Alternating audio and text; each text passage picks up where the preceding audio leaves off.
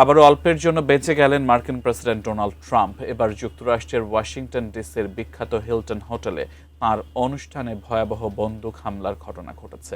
এই ঘটনায় একাধিক মারণাস্ত্র সহ এক আততায়ীকে আটক করেছে নিরাপত্তা বাহিনী। পরে হামলাকারীকে নিয়ে চাঞ্চল্যকর তথ্য প্রকাশ করেছে ওয়াশিংটন পুলিশ।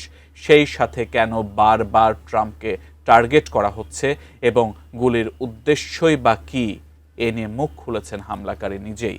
বিস্তারিত জানাচ্ছেন এসআই রাজ। যুক্তরাষ্ট্রের রাজধানী ওয়াশিংটনের হিলটন হোটেলে ট্রাম্পের উপস্থিতিতে আয়োজিত হোয়াইট হাউস সংবাদদাতাদের বার্ষিক নৈশভোজ অনুষ্ঠানে হামলার ঘটনা ঘটেছে, যে অনুষ্ঠানে প্রেসিডেন্ট ট্রাম্প ছাড়াও ছিলেন first lady Melania, vice president সহ মন্ত্রিসভার প্রায় সবাই। ছিলেন নামিদামি 2600 অতিথি। কিন্তু নিরাপত্তার চাদরে মোড়ানো এই অনুষ্ঠানে হামলা হলো কি করে? এ ঘটনায় আটক কোল টমাস অ্যালেনকে ঘিরে নানা ধরনের চাঞ্চল্যকর তথ্য সামনে আসছে। 31 বছর বয়সী এই ব্যক্তি সাধারণ কোনো অপরাধী নন, বরং তিনি বেশ মেধাবী এক যুবক।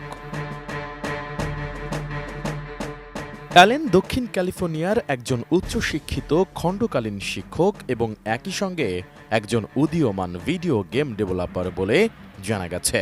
কিন্তু কিভাবে একজন মেধাবী এই সশস্ত্র অভিযানে যুক্ত হলেন, বিষয়টি খতিয়ে দেখছে আইনশৃঙ্খলা বাহিনী।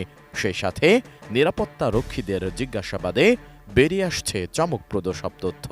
কিভাবে তিনি ট্রাম্পের এই অনুষ্ঠানে পা রাখেন, বিষয়টি নিয়ে অ্যালেন জানান, শনিবার স্থানীয় সময় রাত 12:35 তিনি হোটেলের লবিতে প্রবেশ করেন। নিরাপত্তারক্ষী ও মেটাল ডিটেক্টর এড়িয়ে যাওয়ার চেষ্টা করেন, আর তখনই ঘটে গোলাগুলির ঘটনাটি। কোয়ালিটি সম্পন্ন আন্তর্জাতিক মানের still bar CSRM, committed for better still. জিজ্ঞাসাবাদে হামলার উদ্দেশ্য সম্পর্কে জানতে চাওয়া হলে অ্যালেন জানান, প্রেসিডেন্ট ট্রাম্পকে নন, তার সঙ্গে সংশ্লিষ্ট কর্মকর্তাদের লক্ষ্য করে হামলা করতে চেয়েছিলেন তিনি। CBS নিউজ দুটি অজ্ঞাত সূত্রের বরাত দিয়ে এই তথ্য জানিয়েছে। এর আগে 2024 সালের 13 জুলাই পেনসিলভানিয়ার বাটলার শহরে এক নির্বাচনী সমাবেশে ভাষণ দেওয়ার সময় ট্রাম্পকে লক্ষ্য করে গুলি চালায় টমাস ক্রুজ নামে এক 20 বছর বয়সী যুবক। সে সময় একটি বুলেট ট্রাম্পের ডান কানের ওপরের অংশ বিদ্ধ করে। তখন ঘটনাস্থলেই এক ব্যক্তি নিহত এবং কয়েকজন আহত হন, এবং নিরাপত্তা বাহিনীর পাল্টা অভিযানে হামলাকারীও নিহত হয়। বাটলার সেই মুহূর্তটি ছিল ট্রাম্পের জীবনের এক সন্ধিক্ষণ। এসআই রাজ, ATN নিউজ।